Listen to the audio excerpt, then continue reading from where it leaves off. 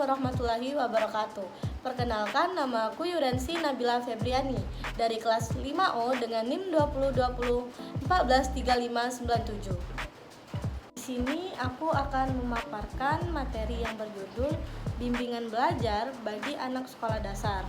Ada 4 subtema yang akan saya bahas. Yang pertama, jenis-jenis masalah belajar pada anak di sekolah dasar. Yang kedua, mengidentifikasi peserta didik yang mengalami masalah belajar di sekolah dasar.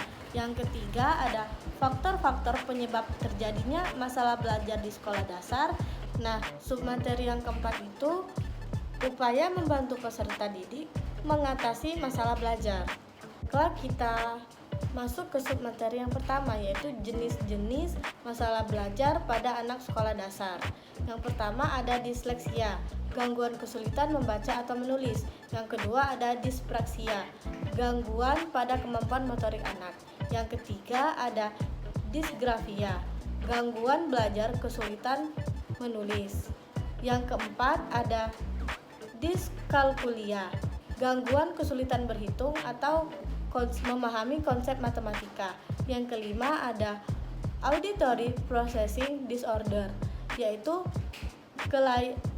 kelainan dalam memproses suara yang masuk atau sulit memahami suara. Yang keenam ada visual processing disorder, yaitu kesulitan menginterpretasi informasi visual atau sulit membedakan dua objek yang mirip. Yang ketujuh itu ada gangguan belajar nonverbal, yaitu kesulitan dalam mengerti ekspresi wajah. Dan yang ke-8 ada visual perseptual atau visual motorik deficit, yaitu koordinasi tangan dan mata yang buruk. Masuk ke submateri yang kedua, yaitu mengidentifikasi peserta didik yang mengalami masalah belajar di sekolah dasar. Yaitu ada 3 cara. Yang pertama, tes hasil belajar.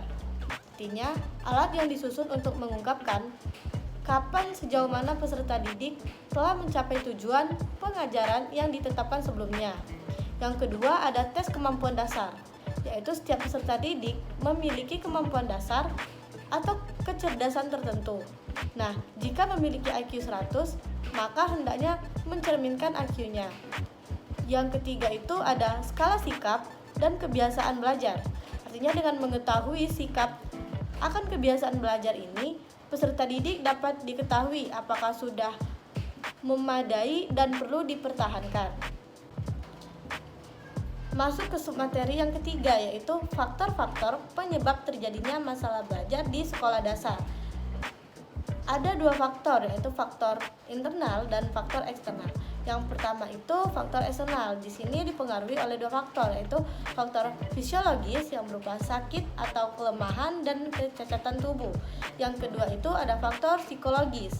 Faktor psikologis ini mencakup 5 masalah, yaitu inteligensi atau kemampuan psikofisik. Yang kedua itu ada bakat, kemampuan potensial. Yang ketiga itu motivasi atau kemampuan minat dan perhatian siswa pada pelajaran. Yang keempat itu ada minat, rasa ketertarikan. Dan yang kelima itu kesehatan atau kurang sehat dan kurangnya daya konsentrasi yang hilang. Yang kedua itu faktor eksternal, yaitu dipengaruhi oleh 2 faktor, yaitu faktor non-sosial dan faktor sosial. Untuk faktor sosial ini berupa peralatan belajar, sarana prasarana kurang layak, kurikulum yang sulit dan durasi pembelajaran. Dan yang faktor sosial itu ada dari faktor keluarga, yaitu cara mendidik, perhatian, bimbingan dan dukungan, suasana rumah, serta keadaan ekonomi dan lain-lain. Yang kedua itu sekolah, misalnya guru yang dikualifikatif, prasarana yang kurang dan kurikulum. Dan yang ketiga itu masyarakat, seperti tema teman bergaul, lingkungan, tetangga, aktivitas dalam masyarakat. Masuk ke submateri yang terakhir atau submateri yang keempat, yaitu upaya membantu peserta didik mengatasi masalah belajar. Ada beberapa upaya, salah satunya yaitu mengajak siswa aktif saat pembelajaran, menciptakan suasana belajar yang menyenangkan, mengadakan belajar kelompok, tidak membandingkan siswa satu dengan siswa lainnya, selalu evaluasi, dan terakhir melakukan pendekatan secara personal. Baiklah teman-teman, mungkin itu saja materi yang dapat saya paparkan. Lebih dan kurangnya saya mohon maaf. Terima kasih. Wassalamualaikum warahmatullahi wabarakatuh.